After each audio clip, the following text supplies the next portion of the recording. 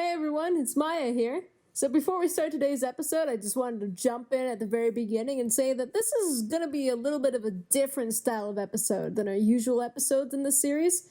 Basically, we're going to be doing some reflection on our past episodes, so the vibe of the whole episode is much different. It's more chilled and laid back. This is probably our favorite episode to date, and honestly, we hope you enjoy it just as much. So without further ado, let's just jump into it. We mentioned how it is important not to discount external stimuli and external factors in people's lives.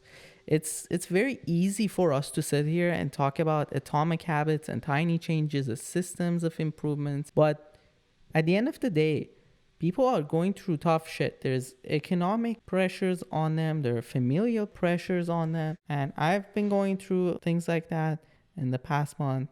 I'm sure you have been as well, Maya. Yep. And many of our friends. But what is the point of us talking about these things? I mean, I wouldn't really think of how to make systems, I guess, in my life or understanding how habits work because I wouldn't say lazy. I'm just incredibly unmotivated to do anything. The only motivation I get is through other people, hey, let's do this, or hey, let's do that, or hey, I'm interested in this, let's do this together. And then I started an artistic project with this friend. But on my own, I wouldn't be able to do anything that stimulates me, if that makes sense. And or achieve simple goals, I wouldn't do the dishes on my own, for example, if I didn't have my mom yelling at me or 100%. And this is because motivational progress never leads to actual progress. Every time you need to be motivated to do something, the motivation is not there. And this is an important interview question, by the way, that a lot of the times comes up in job interviews. They always ask, how do you find the motivation to do this and that? I've had this question many times. And every time I answer them quite simply. And I say, listen, motivation does not exist when you require it. So what do? You set up systems for yourself and you become disciplined in those systems and in carrying out those systems, because that is what will lead to you achieving the goals and targets that you have set out for yourself and you need to achieve in order to progress through life and fulfill your potential. So motivational thinking, motivational speeches, that to me never made any sense. Discipline is where it's at, and it's difficult to create discipline when there's all types of other things going on in your life. And I acknowledge that. I have that experience and have had that experience before. And I'm sure people have been feeling this during this pandemic. People have been undergoing lots of external stimuli that's been out of their control. But when everything is out of your control, the way to get back in control is through setting up very tiny things that you can achieve every single day, and that will give you the confidence and the knowledge that you are able to take control, you are able to shape the path of your life without being thrown around by the things that are happening around you. Yeah, honestly, I'm just kind of I've never really found interest in self-help books. You know what I mean? Like 10 steps to improve your life. But I feel like something like this is pretty important. It's not all willy-nilly, oh, do X, Y, Z, and your life will be improved for free. You know, my mom used to say, it very bluntly, everyone has their own problems. Life is dynamic. There's not one person who's feeling the exact same thing that you are, or is going through the exact same thing that you are. Or, nothing in life is static either. It's also dynamic. And honestly, as much as I live by, oh, I'm gonna go where the wind will take me or see how things flow around, in reality, trying to get through life like that is not easy at all. And in fact, it's almost impossible to do without, whipping yourself into shape, getting yourself in order. Mm-hmm. I wouldn't be able to pull something like that off personally. Yeah. If I didn't have a system to go by, or or at least in my case, my system is my mom writing everything down in a schedule and just kind of reading it out to me when the days come by, or reminding me. But it's to the point of getting that engraved in my head. That's the important bit. But here's what I do.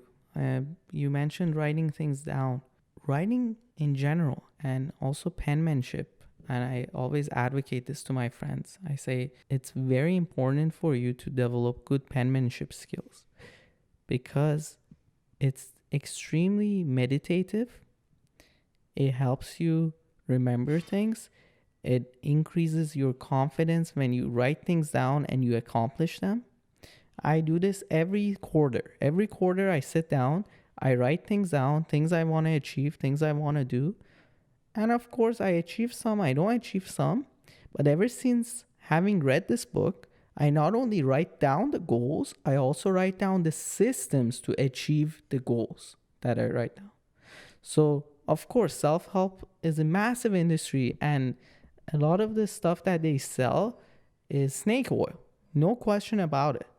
But that's why we have picked up this content and we're delivering it to you guys in order to help you, because we don't find this snake oil, because we find a lot of the things here have scientific backings, a lot of these have anecdotal evidence attached to it, and I've been implementing it and it's working for me, and I think it will be working for a lot of you listeners out there. I would just circle back to what you were saying about your penmanship, because I remember reading at one point that like apparently when you write things down, you actually retain the information much better than when you actually type it out. Yeah, 100%.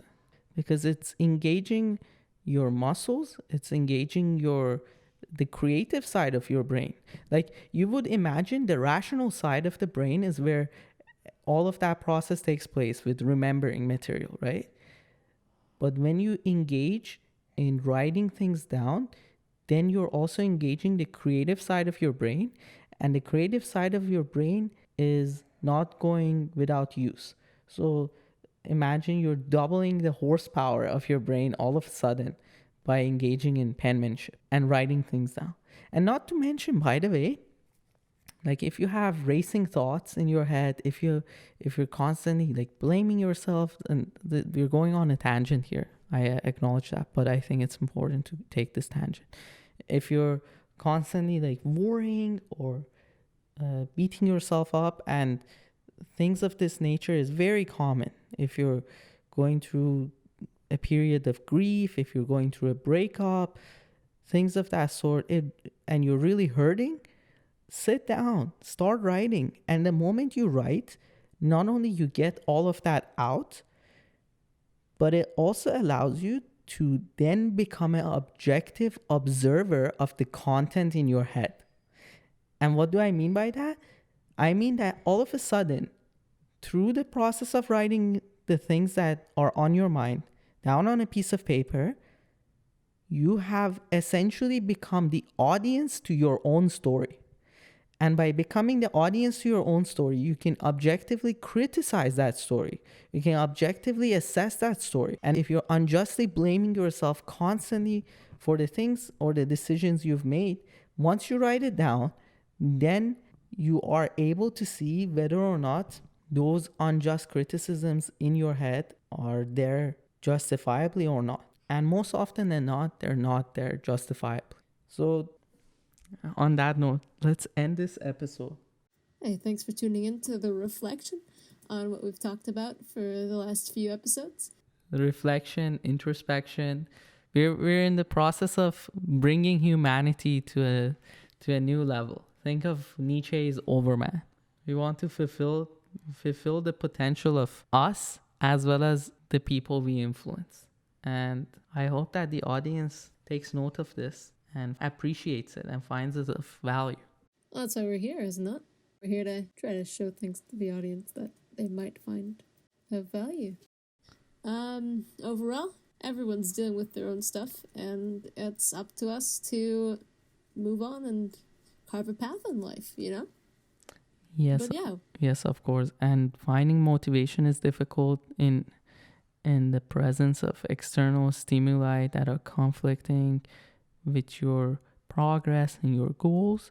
So in order to be able to move forward and progress regardless of the conditions affecting you, you must set up systems and adhere to those systems religiously, and create the discipline to adhere to those systems religiously in order to move forward in your life and fulfill your potential.